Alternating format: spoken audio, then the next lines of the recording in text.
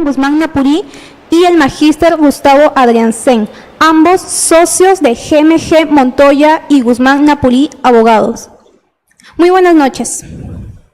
Muy buenas noches, muchísimas gracias por la invitación. Muy buenas noches, muchas gracias.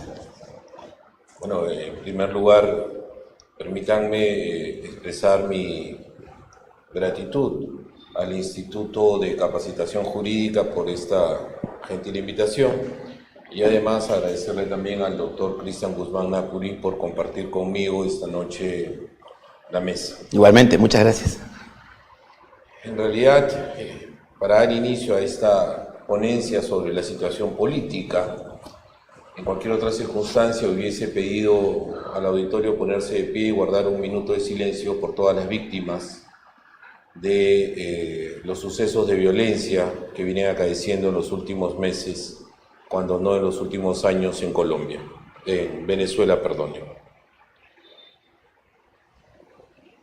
Hablar de la situación política de Venezuela es hablar de un fenómeno que no veíamos en nuestra región hace muchísimas décadas. Probablemente recordar el grito del generalísimo Francisco de Miranda: muera la tiranía y que viva la libertad. Francisco de Miranda, ícono de la libertad y la reivindicación por la justicia social, nos recuerda una Venezuela combativa desde sus primeros años de la República y cuando no de la independencia. Era 1811 cuando se declara independiente del Reino de España y desde allí empieza una azorosa vida republicana, como ocurrió en muchas naciones de nuestro continente. No podemos dejar de mencionar que hacia la década de los 60 o de los 70, Venezuela vive un boom económico producto precisamente de los altos precios que alcanzó el petróleo. No solamente el boom trajo bienestar para Venezuela, sino además trajo bienestar para muchos inmigrantes. Entre ellos, muchos peruanos inmigraron a Venezuela durante la década de los 60 y los 70 para poder trabajar allá y cuando no disfrutar de esta bonanza. Pero la bonanza fue pasajera y los precios del petróleo hacia la década del 80 cayeron de manera estrepitosa y los gobiernos de Herrera Campins y de Jaime Lucinchi no fueron capaces de poder enfrentar esta baja de los petróleos y en consecuencia la crisis que sobrevino. Esto naturalmente trajo un malestar muy profundo, toda vez que Venezuela se había convertido en una nación monoproductiva, generadora y extractora únicamente de petróleo y exportadora de este. No tenía una industria diversificada que permitiera el sostenimiento del país en otras actividades. La crisis económica sobrevino y llegó a tal gravedad que tuvo su punto más crítico cuando se produjo el que todos conocemos como el Caracazo de marzo del año 89. Era para entonces gobernante de Venezuela Carlos Andrés Pérez y la Policía Metropolitana, el Ejército y la Guardia Nacional salieron a las calles a reprimir duramente a los ciudadanos venezolanos en lo que muchos consideran una de las masacres más grandes vistas por las fuerzas del orden en contra de la población de Caracas.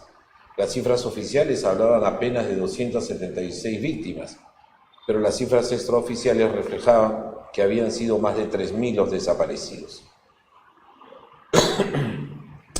Esta situación de malestar que vivimos en Venezuela durante el Caracazo tuvo posteriores secuelas y probablemente la más significativa fue la intentona del golpista en contra de Carlos Andrés Pérez del 4 de febrero del año 92.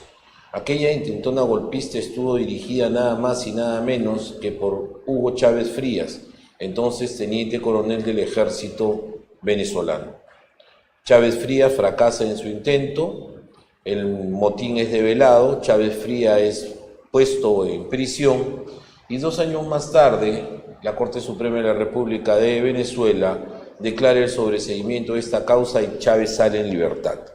No obstante, este hecho marca un hito dentro del proceso político venezolano porque estábamos observando el surgimiento de quien años más tarde, concretamente el año 99, se convertiría en su presidente y con él el tema de fondo de esta pequeña disertación.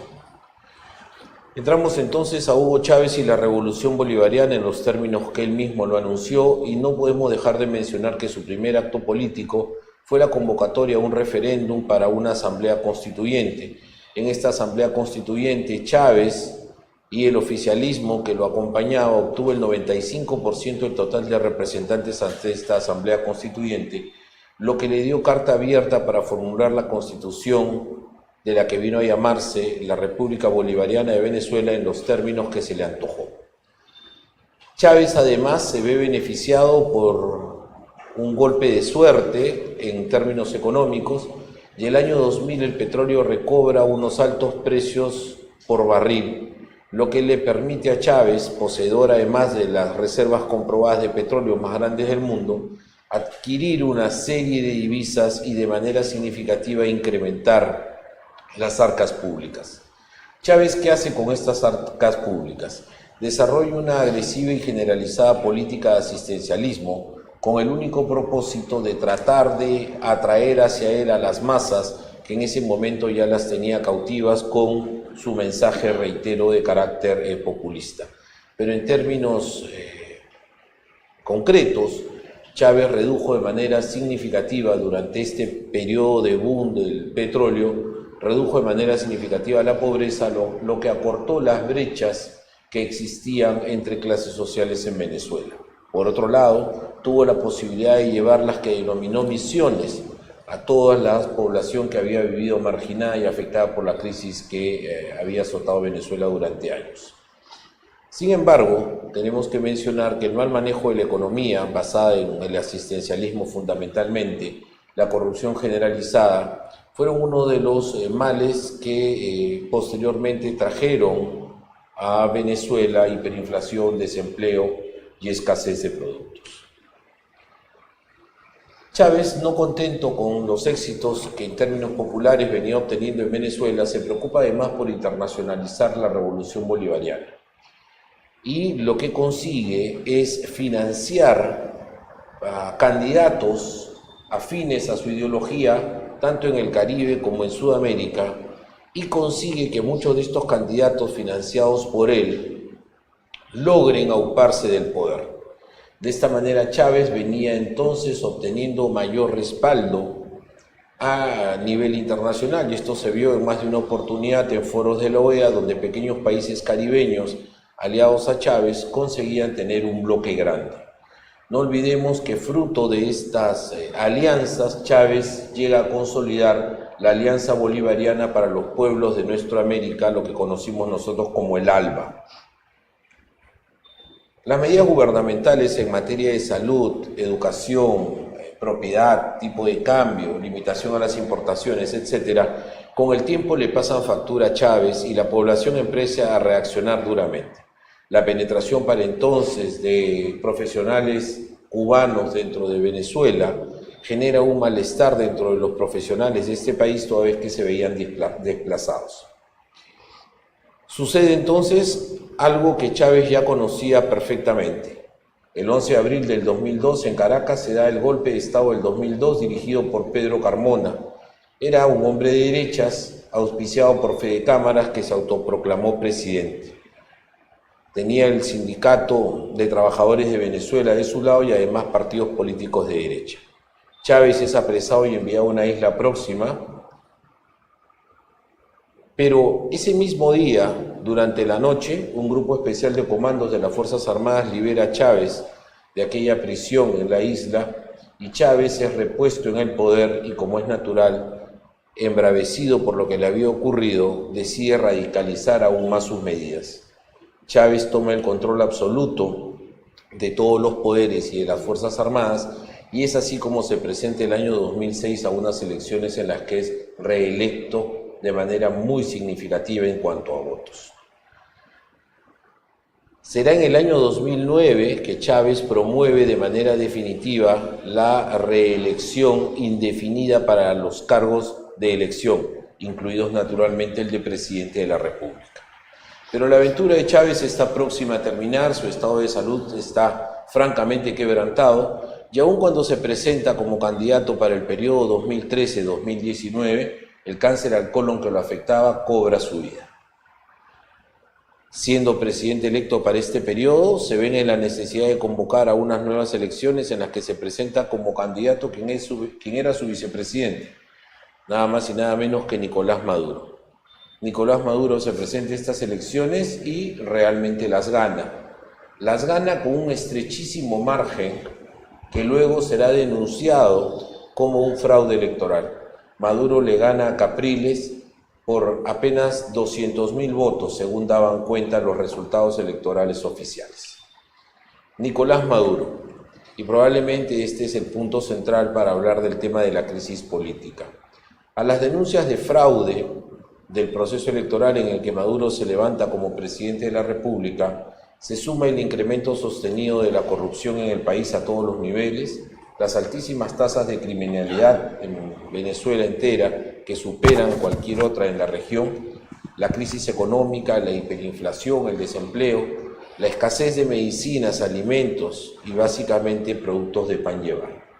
Las protestas no cesan y por el contrario, a partir del 2014 se radicalizan de manera significativa en contra de Nicolás Maduro.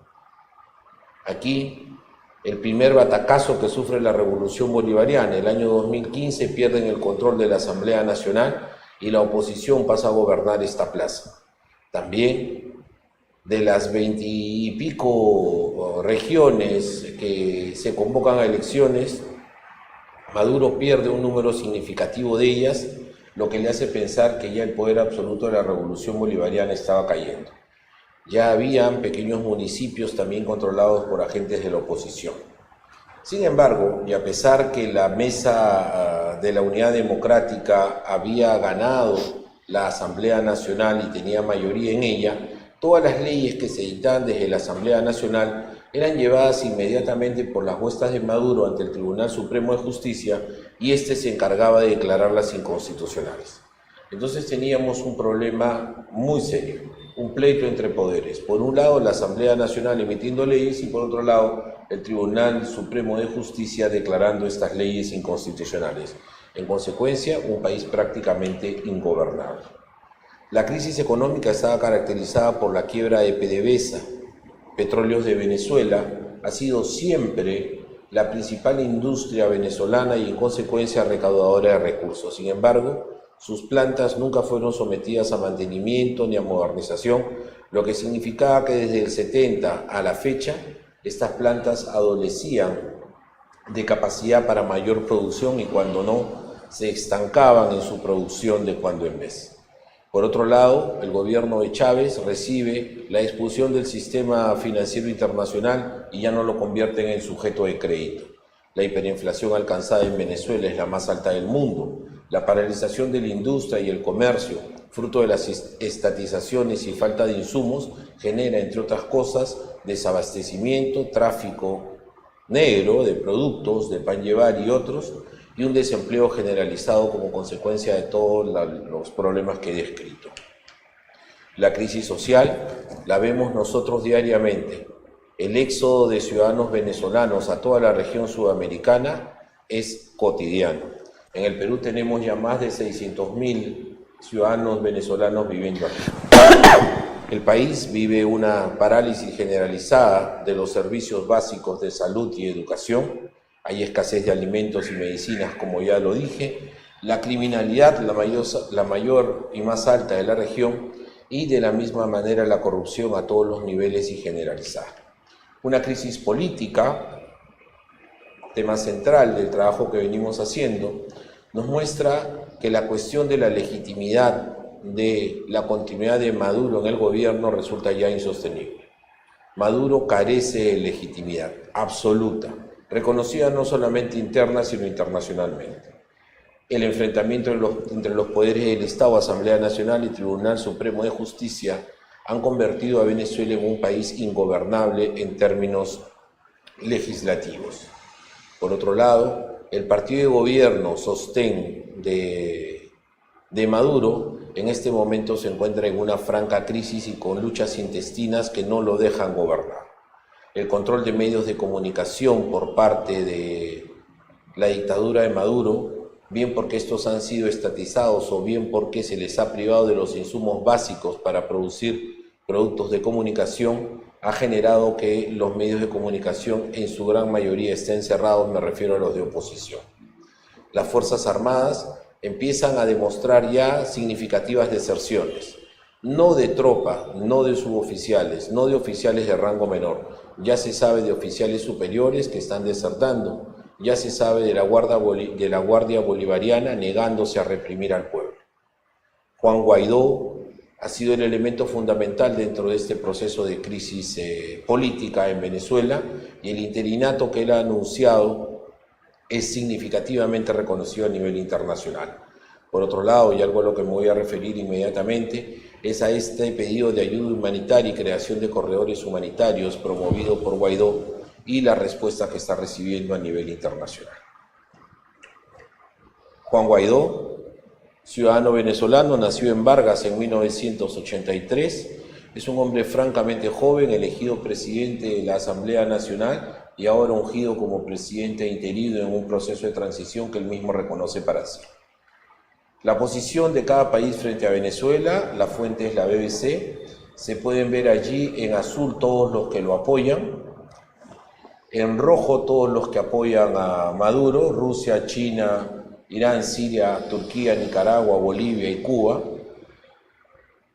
En este momento el régimen interino de Guaidó cuenta con el reconocimiento de más de 61 naciones a nivel mundial, entre las que se cuentan, por ejemplo, el Reino Unido, los Estados Unidos, los países de la Unión Europea. Naciones Unidas, a través de Antonio Guterres, su secretario general, ha renovado la oferta de promover en Venezuela procesos de conversación.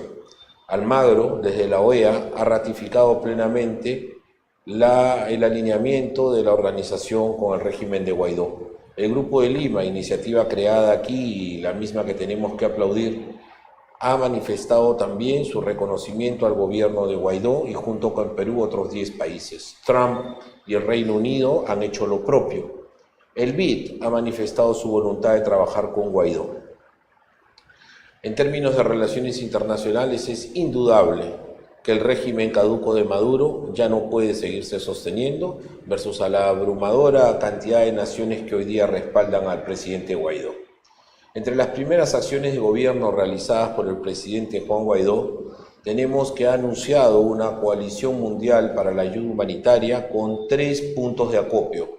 Cúcuta es el primero, Roraima en Brasil el segundo, y acaba de anunciar el día de hoy que en el Caribe será la isla de Curazao. Ya ha expresado públicamente su agradecimiento al canciller de los Países Bajos por facilitar esta ayuda. El proceso de ayuda humanitaria implica la creación de un corredor humanitario a efectos de que puedan ingresar básicamente insumos médicos. Esta ayuda humanitaria, el pedido que está haciendo Guaidó es para que lleguen insumos médicos y cuando no alimentos. En este proceso destaca de manera significativa el voluntariado iniciado por Guaidó, llamando a miles de jóvenes para que participen de este voluntariado y faciliten tanto la recepción de la ayuda humanitaria como su posterior distribución. Juan Guaidó ha anunciado además una nueva junta para PDVSA, Petróleos de Venezuela. Asimismo, ha anunciado una nueva directiva para Citgo. Citgo es la cadena de grifos más grande probablemente que tenga Venezuela en el extranjero. Y como ustedes comprenderán, no es sino una caja chica para el gobierno, organismo recaudador.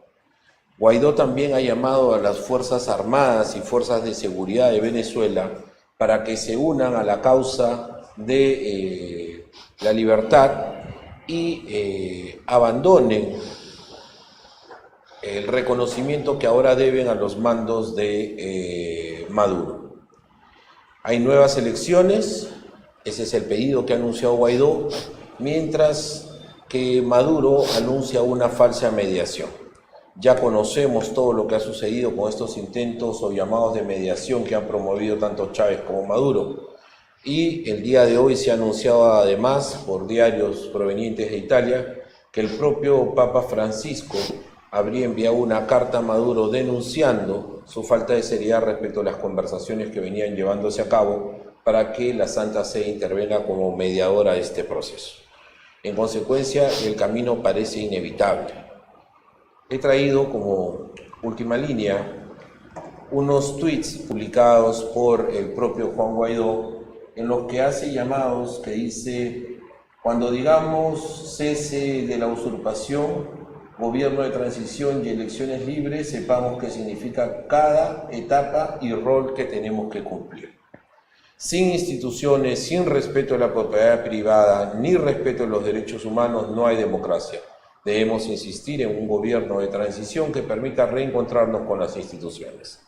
Dice Guaidó, el cese de la usurpación significa el cese del hambre y de la miseria para dar paso a un gobierno de transición con la unidad de todos los sectores. El tiempo está con nosotros, cada día sumamos gente a nuestra causa, el futuro es de Venezuela. En términos personales y para terminar esta breve disertación, quiero decir que yo considero que Venezuela ha llegado a un punto de no retorno.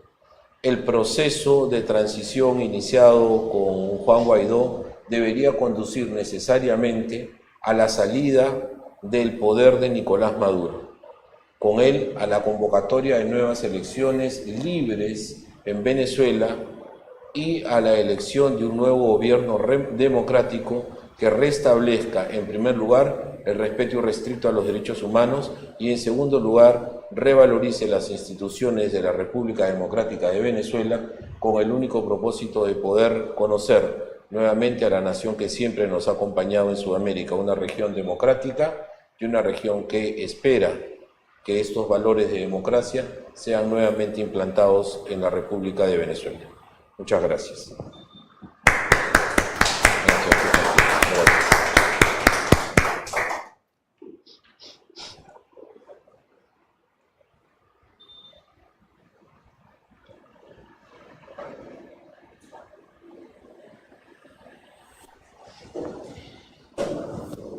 Ahí está, gracias. Ahí está. Bien, ante todo, muy buenas noches. A mí me toca conversar con ustedes acerca más bien de los aspectos jurídicos constitucionales de lo que está ocurriendo en Venezuela, complementando lo que ya ha señalado Gustavo Adriancén hace unos instantes sobre el particular.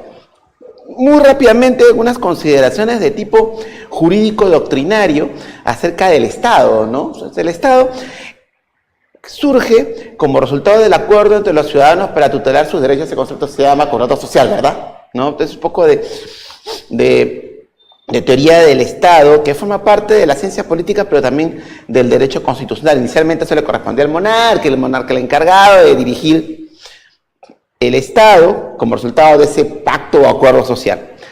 Pero ¿qué ocurre? Para asegurarnos que ese poder político del Estado se encuentre controlado, tiene que estar distribuido entre los diversos detentadores del poder. O sea, digamos, no es que Montesquieu se haya equivocado cuando él habló acerca de la separación de poderes, pero lo que sí es cierto es que el poder del Estado es uno solo, pero que en verdad tiene que estar distribuido entre los detentadores del poder, lo que tradicionalmente llamamos poder ejecutivo, poder legislativo, poder judicial. Y eso nos genera un conjunto de funciones públicas básicas: la función legislativa, la función política, la función jurisdiccional y la función administrativa. Nos quedaremos hasta mañana tratando de definir cada una de ellas, pero valga decir simplemente de que cada una tiene que estar asignada a organismos diferentes y que deben implicar mutuo control. Los estadounidenses llaman a eso check and balance, no frenos y contrapesos. Ustedes leen a los federalistas, Madison, Hamilton, Jay, ellos decían, sí, pues los poderes del Estado deben controlarse mutuamente, ¿no?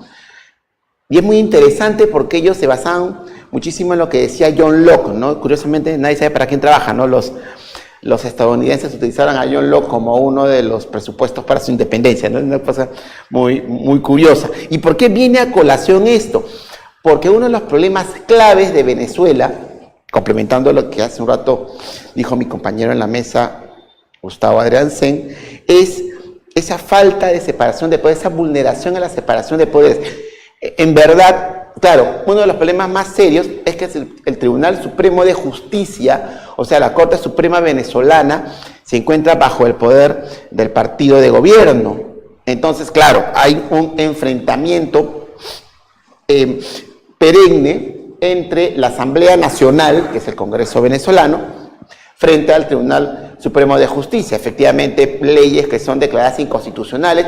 En Venezuela no existe Tribunal Constitucional, ¿ya? Entonces, el control concentrado es realizado por el Tribunal Supremo de Justicia. O sea, es la Corte Suprema de Venezuela, equivalente a la Corte Suprema de nuestro país en Venezuela, la que es encargada del control concentrado. Entonces, tenemos este problema sumamente serio. De hecho, claro, el problema es estas elecciones generales en las cuales supuestamente Maduro gana las elecciones, pero que sin embargo fueron denunciadas en Venezuela y en todo el mundo como elecciones fraudulentas por diversas razones. Una de ellas, clarísima, es el control que tiene el partido de gobierno sobre los organismos electorales, pero sobre todo el control directo del Poder Judicial controlado por el Poder Ejecutivo. De hecho, la juramentación de Nicolás Maduro fue efectuada frente al Tribunal Supremo de Justicia, cuando en realidad, conforme a la Constitución de Venezuela, y en verdad, conforme a la Constitución en muchos países del mundo, porque es lo lógico y razonable, es que esa juramentación, esa asunción de cargo se realice frente al Congreso o al Parlamento, frente a, en el caso de Venezuela, la Asamblea Nacional, cosa que aún no ha ocurrido. Y esto es clave para poder determinar si es que efectivamente la asunción del poder por parte de Nicolás Maduro es válida o no, que es lo que da la ruta constitucional para la situación que estamos viviendo en este momento. Entonces, volviendo a las elecciones generales, teníamos pues a la oposición arrinconada, los organismos electorales bajo control, ¿no es cierto? Entonces, claro, eran elecciones que fueron tachadas de fraudulentas. En consecuencia, tenemos acá una situación considerada usurpación bajo las reglas de la propia Constitución bolivariana, ¿verdad? Entonces, claro, y la Constitución en general, esto es general, toda Constitución de un Estado, y sobre todo la Constitución venezolana, que es a la cual nos vamos a referir, establece cuáles son las regulaciones para que se asuma el mandato presidencial válidamente. Lo cual significa que si el mandato presidencial no es asumido conforme lo señala la Constitución en Venezuela, en el Perú y en cualquier país del mundo, esa asunción no es válida y nos encontramos frente a una situación de usurpación. La usurpación es el delito que se comete, delito contra la función pública, contra los poderes del Estado, que se comete cuando una persona asume un cargo de gobierno de manera ilegal. ¿Ya? Entonces, claro, la vulneración a esto implica estar frente a un gobierno usurpador. Esto es clave para efecto de la aplicación de los artículos 333, 350 y sobre todo el 233 de la Constitución de la República Bolivariana de Venezuela, que son muy similares a sus equivalentes peruanos y a sus equivalentes en muchos países del mundo, que definen el derecho a la insurgencia y un conjunto de derechos y principios establecidos por las propias constituciones para defenderse a sí misma. ¿Qué significa esto? Lo que pasa es que como la Constitución es la norma más importante del ordenamiento jurídico, debe protegerse a sí misma y contener en su articulado los mecanismos necesarios para su propia protección. En otras palabras, la Constitución de todo país democrático se entiende, de todo Estado de Derecho, contiene dentro de sí los principios para su propia protección. Hay diversos elementos, ¿ya? Tenemos, por ejemplo, los procesos constitucionales, o tenemos, por ejemplo, los mecanismos de reforma constitucional. Hay diversos mecanismos que la Constitución establece para protegerse a sí misma. Pero un mecanismo clave es el derecho a la insurgencia. ¿Cuál es el principio clave? Que, insisto, está aquí, allá y en todos lados. Es el principio que nadie debe obediencia a un gobierno usurpado. Eso es la insurgencia pasiva, no debo obediencia. Yo me quedo quieto y no te voy a obedecer porque eres un usurpador. Eso se llama insurgencia pasiva. Pero luego viene la insurgencia activa. ¿Verdad? ¿Qué significa esto? Que toda persona tiene derecho a no solamente desobedecer, sino a levantarse contra el gobierno usurpador. De hecho, eso lo vamos a decir después, pero muy rápidamente. De hecho, la Asamblea Nacional Venezolana ha emitido una norma, ¿ya?, que sería una ley desde el punto de vista formal, en la cual se establece una amnistía previa, lo cual en verdad es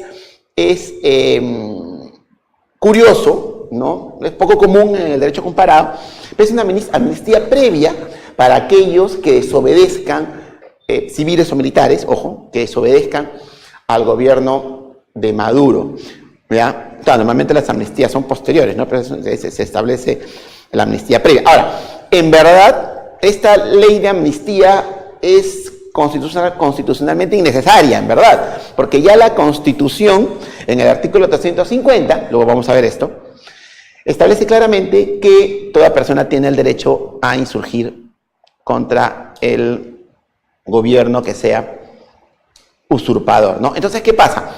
Esa regulación que hay en la Constitución de cualquier país del mundo que está sometido a un Estado de Derecho, en la cual se vulnera este procedimiento para la asunción del cargo, implicaría una usurpación. Entonces, claro, en ese contexto es que ocurre lo que ha señalado ya anteriormente Gustavo, es la asunción como presidente interino de Juan Guaidó. Asunción que se produce, ¿ya?, en tanto él es presidente de la Asamblea Nacional de Venezuela. Y esto en aplicación de los artículos que ya hemos señalado de la Constitución venezolana, ¿no? El 333, el 233 y el 350 de la Constitución de la República Bolivariana de Venezuela. Y esto con el mandato de convocar a elecciones, muy similar a la regulación peruana y parecido, no igual, y guardando ciertas diferencias, a lo que ocurrió en el año 2000 en el Perú, ¿no? Muy parecido en que lo que hace el Congreso en verdad es generar la vacancia del mandato presidencial, y hecho esto, tuvimos un presidente interino que fue Valentín Paniagua, presidente del Congreso. Como se van a dar cuenta, hay paralelismos, ¿no es cierto?, que tenía el mandato de convocar inmediatamente a elecciones. Bueno, ¿y qué dicen estos artículos constitucionales, ¿ya?, que son muy interesantes, sobre todo porque hay que ser muy cuidadosos para interpretar, ¿ya? Porque claro, los constitucionalistas venezolanos han interpretado el artículo 233 en el sentido en que el incumplimiento de las normas constitucionales para la realización de las elecciones, tanto para la asunción del propio cargo por parte de Maduro, generarían un supuesto dentro de las faltas absolutas establecidas en el artículo 233 de la Constitución de Venezuela, y claro, estamos dentro de alguno de los supuestos que está señalado ahí. Entonces, claro, ¿cuáles son los supuestos? Muerte, que no es el caso; renuncia, que no es el caso; la destitución generada por el Tribunal Supremo de Justicia, lo cual no pasará nunca, ¿ya?; la incapacidad física o mental permanente certificada por una junta médica designada por el Tribunal Supremo de Justicia, lo cual no va a pasar nunca, ¿ya?, y claro, y con aprobación de la Asamblea Nacional. Pero aquí hay algo bien interesante: el abandono del cargo, ¿no? Aquí hay algo muy interesante, por eso está subrayado, que este sí puede ser declarado directamente por la Asamblea Nacional. Claro, si ustedes se dan cuenta, el artículo busca blindar la presidencia de la República e impedir de que este sea afectado, sobre todo por la Asamblea Nacional. Yo creo que ahí se está previendo, ¿no?, cualquier circunstancia de esa naturaleza. Pero este es el supuesto que ha sido empleado por la Asamblea Nacional, que declaró la usurpación del cargo, y sobre todo por Guaidó, para poder proclamarse presidente interino. Ahora, claro, el escenario ideal hubiese sido que la proclamación de Guaidó sea frente a la Asamblea Nacional y aprobada por esta mediante votación. Algunos constitucionalistas venezolanos dicen: oh, bueno, esto era necesario porque lo hace frente al pueblo, y etcétera, ¿no?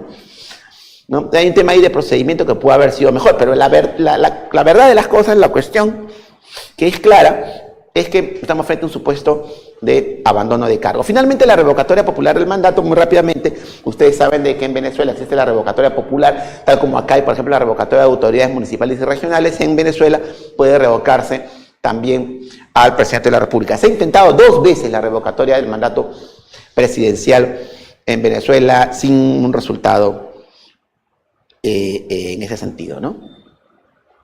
¿Cómo se produce la sucesión? Esto es muy interesante. Se ha interpretado que la falta absoluta se ha producido antes de que se tome posesión, ¿no? Antes de la toma de posesión del cargo.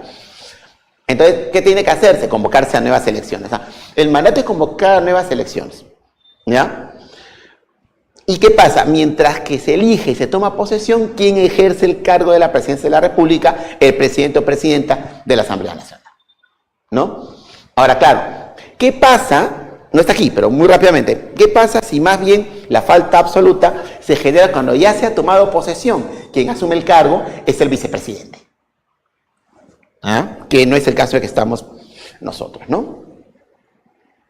Y acá viene el famoso artículo 333 de la Constitución venezolana que se ha esgrimido a diestra y siniestra, ¿no? Esta Constitución, voy a permitir leerla, no perderá su vigencia si dejare de observarse por acto de fuerza o que por fuere derogada por cualquier otro medio distinto al previsto en ella. O sea, la Constitución establece este principio tan importante para protegerse a sí misma, ¿ya? Pero acá tenemos clave el derecho a la insurgencia. En tal eventualidad, todo ciudadano, ojo, investido o ciudadana investida o no de autoridad, o sea, puede ser un civil, puede ser un militar, puede ser un funcionario, puede no serlo, tendrá el deber, ni siquiera el derecho, el deber de colaborar en el restablecimiento de su efectiva vigencia. Yo conversando con gente que poco sabe del tema, me decían, claro, lo que podría terminar ocurriendo es que se determinara finalmente la autoridad de Guaidó, la autoridad sobre el Estado en general, porque ahorita, digamos, tenemos autoridad mermada, y aquellos militares o funcionarios que se hayan mantenido fieles al gobierno de Maduro podrían encontrarse en un supuesto de responsabilidad penal e incluso administrativa a no haber cumplido con este artículo constitucional. Por eso, como bien señalaba Gustavo Adriancén hace unos instantes, tenemos ya deserciones, funcionarios en situación de desobediencia, porque justamente hay esa situación de responsabilidad. Y finalmente, tenemos el famoso artículo 350 de la Constitución, que es la que nos habla de la insurgencia claramente, ¿no? Nos dice que el pueblo de Venezuela, fiel a su tradición republicana, a su lucha por la independencia, la paz y la libertad, desconocerá cualquier régimen, legislación o autoridad que contraríe los valores, principios y garantías democráticos o menoscabe los derechos humanos, ¿no? Eso es clarísimo. Entonces, el gobierno de Guaidó y la Asamblea Nacional se han amparado en este artículo 350 para poder tomar determinadas decisiones, canalizar la ayuda humanitaria, establecer las normas relativas a la asunción del cargo de Guaidó y etcétera. Bien, muchas gracias. Y pasamos a las preguntas que tengan a bien formularnos, ¿no? Los comentarios. Gracias. Queremos agradecer la participación del magíster Gustavo Napuri y también al magíster Gustavo Adriancén. Queremos saber si en el auditorio hay preguntas.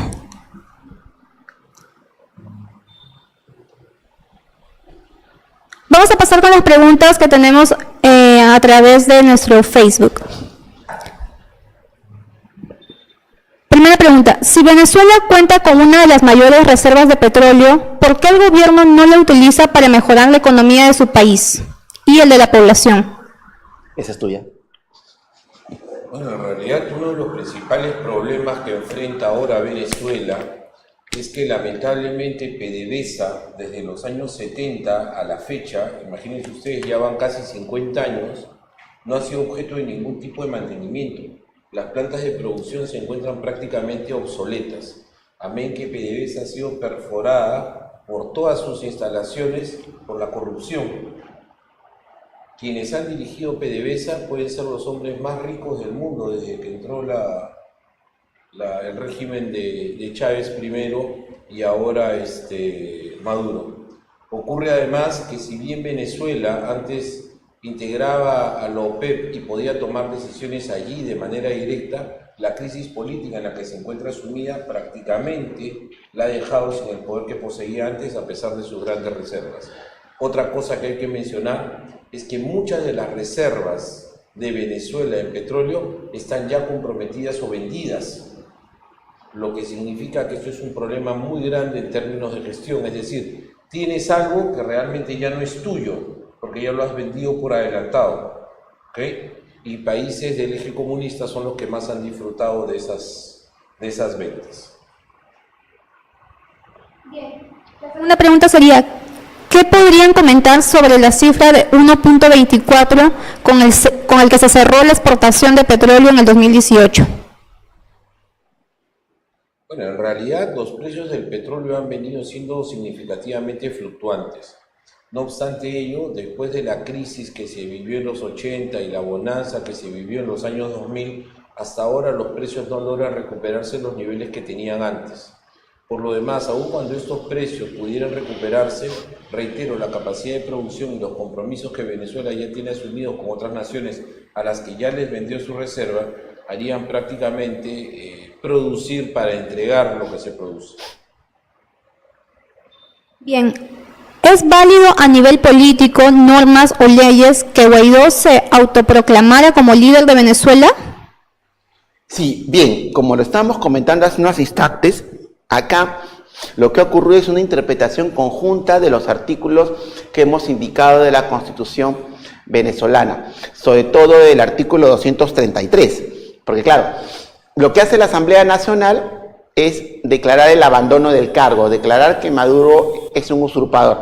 Entonces, claro, ante esa situación nos encontramos ante un vacío del cargo. Lo que ha interpretado la Asamblea Nacional es el concepto de abandono del cargo, no es el concepto de abandono personal del cargo. Esto hay que aclararlo, ¿ya? Es muy importante la pregunta que nos han hecho, porque en muchos países del mundo existe la figura de la vacancia, que fue la figura que se utilizó en el Perú respecto a Alberto Fujimori, ¿recuerdan? ¿Ya? Entonces, ¿qué pasa aquí? En Venezuela no existe la figura de la vacancia, si se dan cuenta. No estamos frente propiamente a una figura de la vacancia. ¿Para qué fue eso? Para blindar la presidencia de la República, pero se pensó en todo. Pero entonces, ¿qué es lo que ha pasado? La Asamblea Nacional dice, oye, pero ¿cómo declaro yo, Asamblea Nacional, que soy representante del pueblo, la vacancia de la presidencia de la República? No me queda otra que declararla a través del abandono, ¿ya? Porque ninguno de los otros mecanismos me sirve. Por ejemplo, emplear al Tribunal Supremo de Justicia no me va a servir, porque ese está, ¿no?, dominado por el partido de gobierno. Entonces, ¿qué hace la Asamblea Nacional? Declara el abandono del cargo. Como se declara el abandono del cargo y esto ocurre antes que este se asuma, ¿ya? Lo que pasa es que acá hay un matiz que hay que manejar con mucho cuidado, porque ¿qué hace Maduro? Juramenta el cargo frente al Tribunal Supremo de Justicia, no lo hace frente a la Asamblea Nacional, con lo cual no existe asunción alguna, ¿ya? No ha asumido aún, ¿ya? Entonces estamos ante el supuesto del segundo párrafo del artículo 233, no del tercer párrafo. ¿Cuál es el supuesto del segundo párrafo del 233? Se convoca a elecciones, o sea, nuevas elecciones, y asume el cargo ¿quién? El presidente del Congreso. O sea, perdón, del presidente de la Asamblea Nacional de Venezuela. Como le digo, parecido, no igual, pero muy parecido a lo que nos pasó en el año 2000, ¿no? Bien, si Estados Unidos está dando la opción al gobierno de que renuncie y se vayan a otro país, ¿por qué el gobierno no lo hace?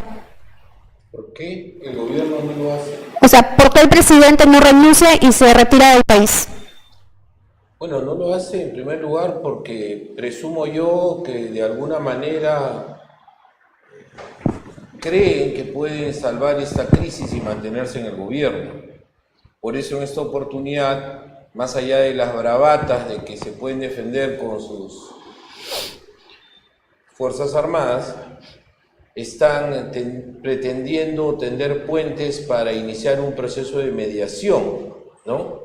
Comentaba yo que le han tomado el pelo a la Santa Sede y comentaba también de que el propio Guaidó se ha negado a cualquier proceso de mediación o de negociación. Lo que Venezuela quiere es que Maduro abandone el poder y se convoquen a nuevas elecciones. ¿Por qué no lo hace además? Porque tiene intereses económicos muy grandes y están comprometidos los funcionarios del gobierno de Maduro con actos no solamente de corrupción, sino incluso con violación de derechos humanos que ellos saben que los pueden llevar a tribunales y después a la cárcel. Hay voluntad de aferrarse al poder precisamente para evitar todas estas circunstancias. Ahí para complementar lo que ha señalado el doctor Gustavo Adriancén, acá hay un entrampamiento que se tiene que resolver pronto, que es el hecho de que para poder convocar elecciones, estas tienen que ser organizadas por los organismos electorales venezolanos. Y el problema es que estos también están dominados por el partido de gobierno, ¿no? En Venezuela hay una organización electoral muy particular en donde hay representación de los partidos políticos en los organismos electorales, cosa que en el Perú pues sería impensable. O sea, ¿se imaginan ustedes que la OMP tenga un consejo directivo en el cual están representados los partidos políticos? No hay manera, ¿verdad? O sea, sería una completa locura. Bueno, eso ocurre en Venezuela, ¿ya? Entonces, el entrampamiento es claro, perdón. Entonces, lo que tendría que pasar para que se pueda convocar a elecciones, que es el mandato de la Constitución, es que el presidente Guaidó pueda generar el mandato, o sea, pueda ordenar que se convoque elecciones y que esa convocatoria sea obedecida por los organismos electorales, lo cual en este momento es inviable. ¿Ya? Entonces, estamos ahí entre una suerte de entrampamiento constitucional que tenemos que ver cómo se soluciona, ¿no?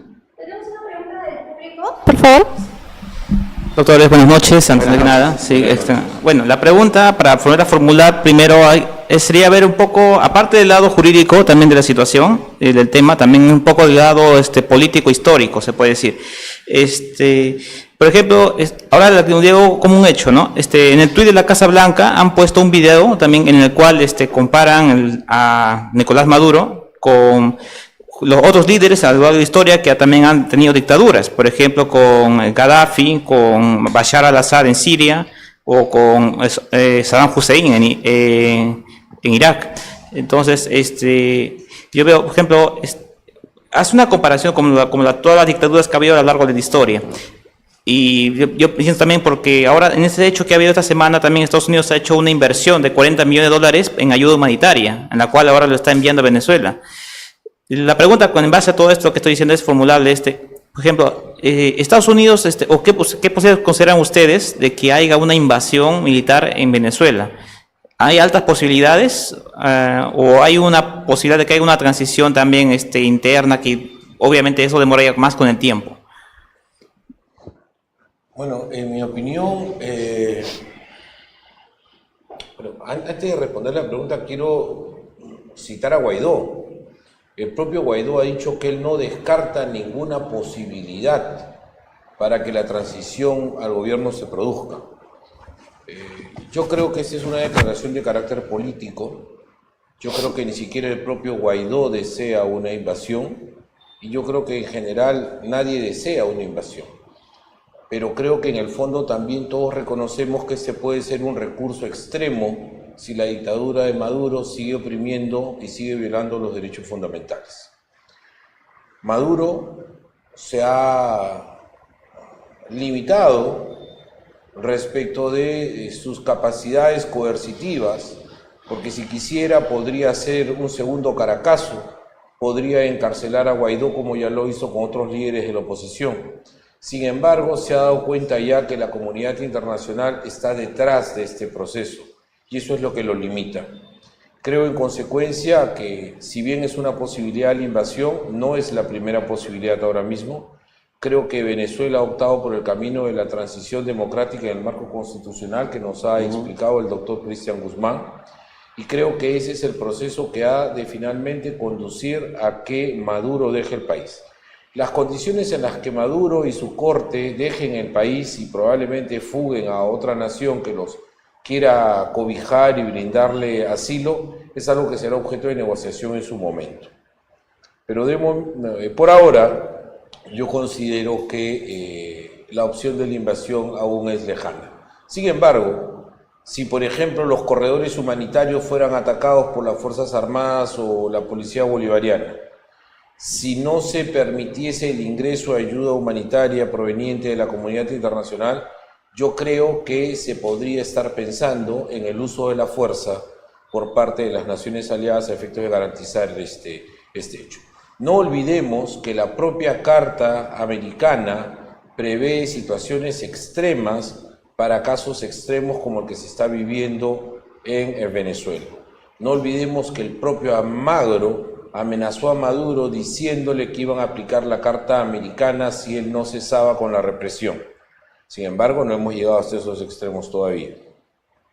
Es verdad, digamos, no es lo deseable una invasión de Venezuela, pero en verdad una situación extrema tendría que generarse o podría generarse para resolver el entrampamiento. Ahora, lo ideal y lo que creemos nosotros que va a pasar es efectivamente se va a dar esa transición y tarde o temprano Maduro y compañía tendrán que dejar el poder. Entonces, no queda de otra, ¿verdad? ¿Cuál sería la mejor medida económica para que el país empiece a progresar? Bueno, yo creo que en términos económicos lo primero que tiene que ocurrir es generar confianza, tanto generar confianza interna como generar confianza en la comunidad internacional. Ningún inversionista medianamente serio del mundo occidental se va a atrever a ir a invertir sus capitales a Venezuela en estas condiciones de inestabilidad. Con las instituciones principales copadas por las fuerzas de Maduro, sabiendo los niveles de corrupción y violencia que existen actualmente en Venezuela, ningún capital extranjero se va a atrever a invertir. Y en segundo lugar, creo yo que es imprescindible restituir plenamente las instituciones democráticas y la vigencia de los derechos humanos. Y a partir de allí, yo creo que se puede empezar a movilizar la economía. Si me permite, Cristian. Adelante, adelante.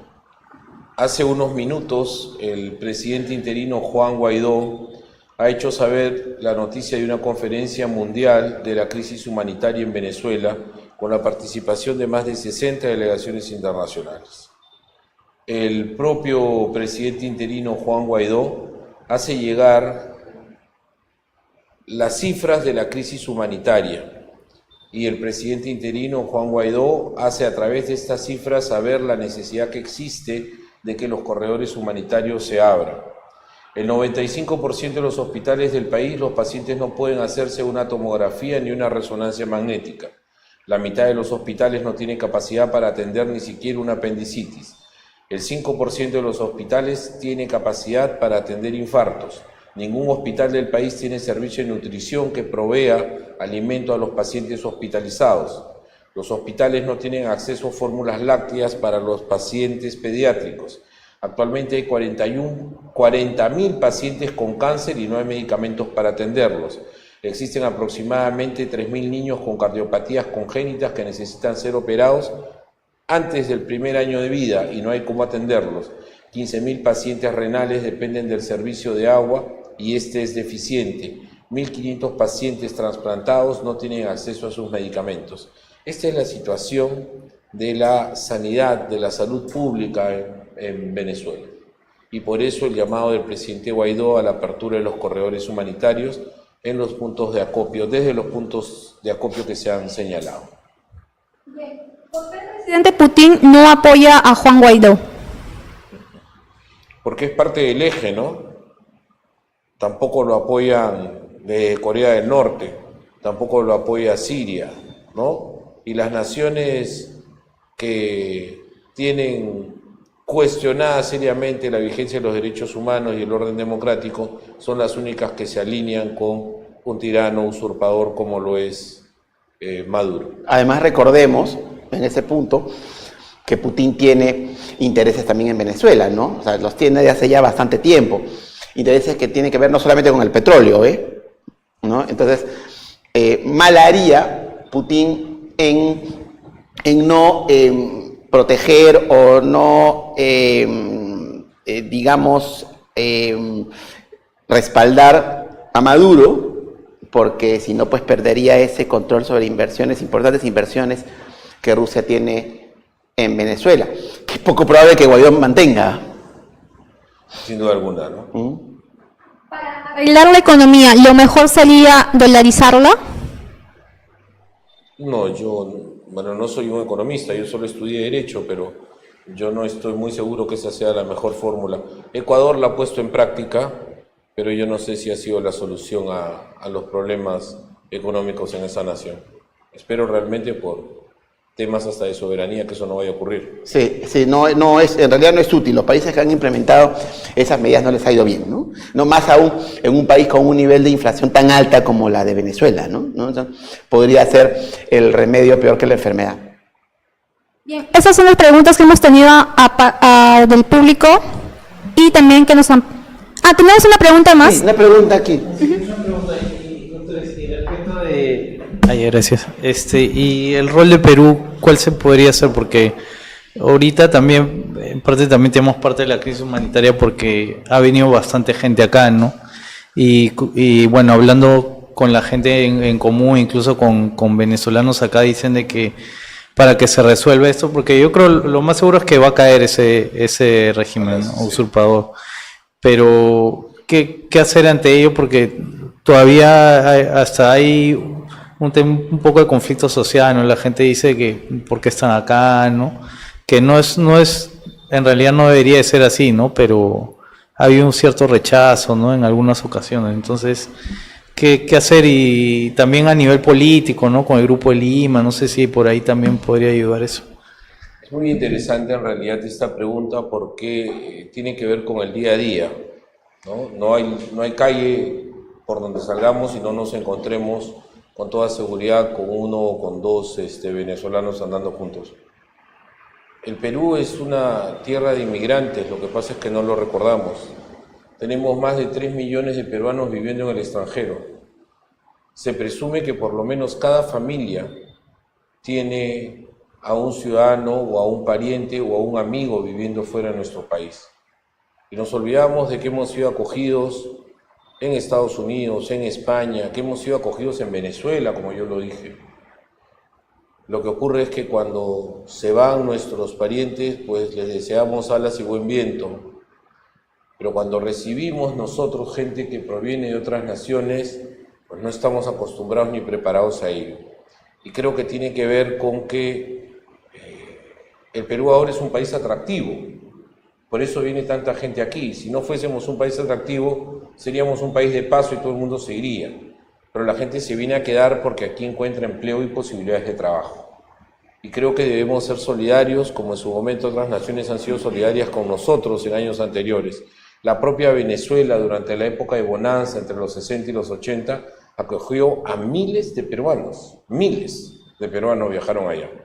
De hecho, yo tengo familiares viviendo allá que emigraron desde esa época. Nos toca a nosotros retribuir aquello que en su momento otras naciones le dieron a nuestros compatriotas.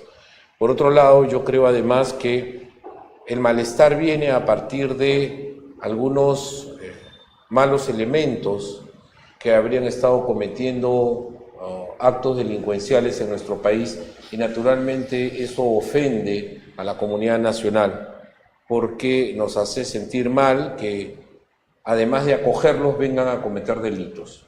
Eso está muy mal. Yo allí dictaría medidas muy severas para que ipso facto sean expulsados todos estos de nuestro país. Ahora, por otro lado, también debemos de considerar que en alguna medida se puede percibir que dinamizan actividades de la economía que antes no tenían una actividad tan pronunciada como ello. Finalmente, expresar que este es un fenómeno que por primera vez ocurre de una manera tan masiva, desde la migración de los chinos o de la migración de los japoneses durante el siglo XIX, la migración de aquellos ciudadanos de raza negra que se produjo también entonces, no hemos tenido migraciones significativas. Y el último proceso, si se quiere parecido, fue el caso de la Embajada de Perú en Cuba, donde recibimos a un centenar o varios centenares de ciudadanos cubanos que llegaron y viven en Villa El Salvador desde siempre. Entonces yo creo que no es motivo para alertarse y sí, la situación de violencia cometida por alguno de estos ciudadanos llama naturalmente al enojo, pues hay que castigarla severamente, ¿no? Por otro lado, en términos de política internacional, la iniciativa del Grupo de Lima es bastante importante, ¿no? Y yo creo que hace bien el Perú. Algunos han criticado, ¿no?, la casi inmediata actitud del gobierno peruano en reconocer el gobierno de Guaidó, ¿no es cierto?, al igual que muchos otros países. Perú ha sido uno de los primeros países que ha reconocido el gobierno de Guaidó, y eso ha ido en reacción en cadena, ¿no? Pero de ahí yo creo que el Perú, desde el punto de vista diplomático internacional, debe no solamente reconocer, también apoyar internacionalmente al gobierno de Maduro, no solamente desde el Grupo de Lima, sino también en las instancias internacionales, OEA, Naciones Unidas, ¿no? Yo creo que ese es un poco error que le compete al Perú, y no solamente al Perú, sino también a todos los miembros del Grupo de Lima, que para eso están, ¿no? Esa debería ser la función, ¿no? Sí, doctor, creo que hay... Una última pregunta.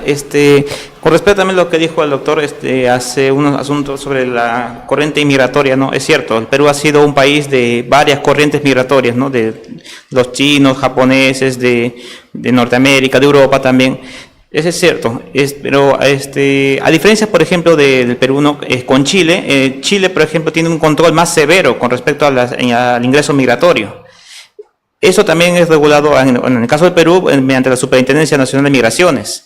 Pero últimamente ahora es una corriente mayor prácticamente, porque se entiende que son cientos de miles de venezolanos que vienen también al Perú al año.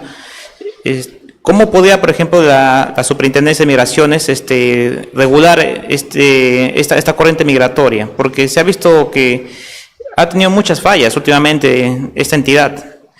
¿Cómo podría solucionar ese problema?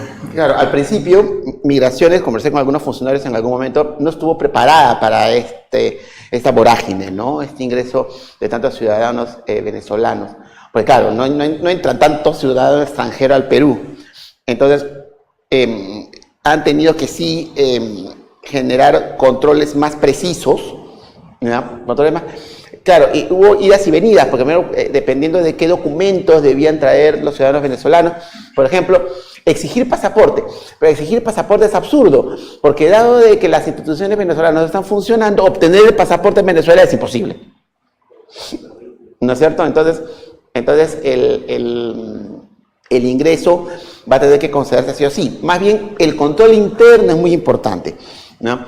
Nosotros tenemos la oficina, el estudio queda en la esquina, casi en la esquina de Holguín con el Derby, en el edificio Capital, ¿ya? El edificio Capital, y nosotros muchas veces pasamos por la cuadra, es la cuadra 7, si no me equivoco, de Holguín, donde está Interpol, ¿ya? Entonces vemos las colas interminables, ¿no?, de ciudadanos venezolanos que están yendo a hacer el trámite en Interpol, que es necesario a su vez para obtener el permiso de migraciones para poder trabajar.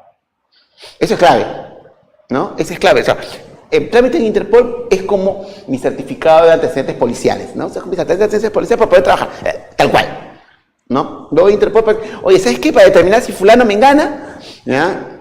No han cometido algún delito, ¿no? Y efectivamente, ¿no? Una vez hecho esa gestión ya puede trabajar. Entonces, son muy importantes los controles externos, sin duda, pero el control interno también es muy importante. Y lo que decía Gustavo hace unos instantes, ¿no? O sea, aquellos que cometen delitos deben ser expulsados inmediatamente, porque así lo señala la normativa migratoria, ¿no? Justo esta pregunta, para agregar un detalle más también, por ejemplo, el pacto migratorio que han firmado los países de la ONU, por ejemplo, en este caso Chile no ha firmado ese pacto.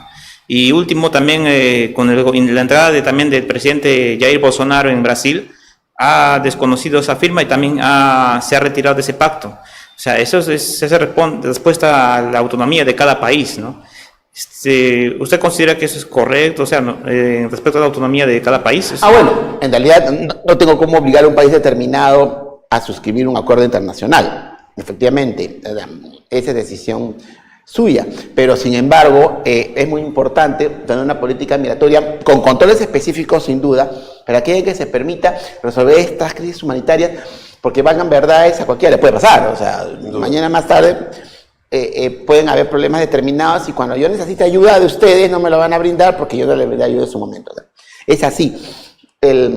La política internacional funciona sobre la base de reciprocidad. Ahora, sin embargo, en Chile hay un tema muy curioso, pero hay bastante migración venezolana en Chile, lo que pasa es que se han podido entrar.